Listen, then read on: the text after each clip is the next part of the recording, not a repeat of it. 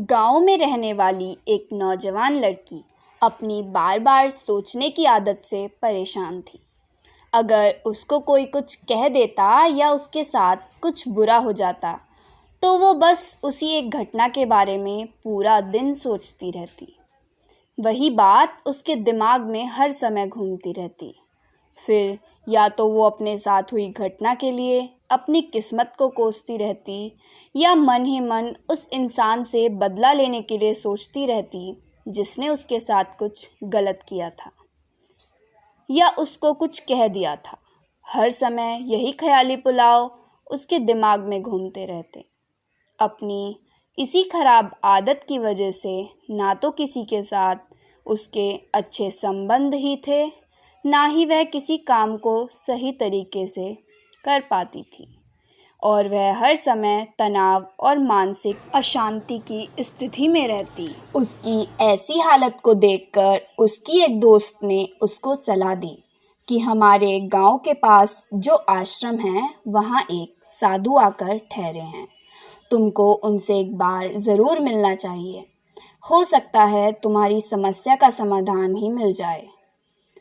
उस लड़की को अपनी दोस्त की कही बात समझ में आ गई और वो उनसे मिलने के लिए तैयार हो गई।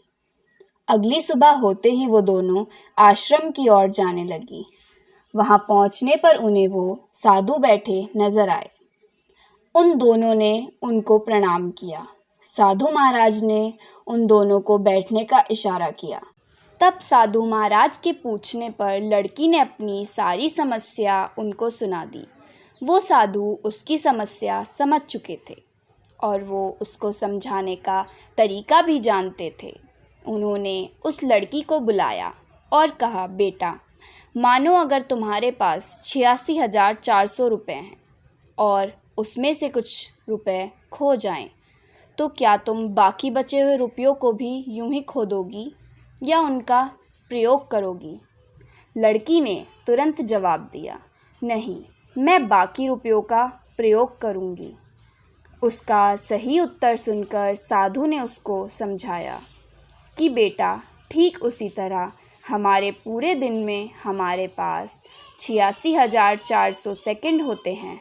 अगर किसी कारण या किसी इंसान की वजह से हमारे कुछ पल बर्बाद हो जाएं, तो क्या उन खराब हुए पल की वजह से हम अपने बाकी बचे हुए समय को तो खराब नहीं कर सकते ना?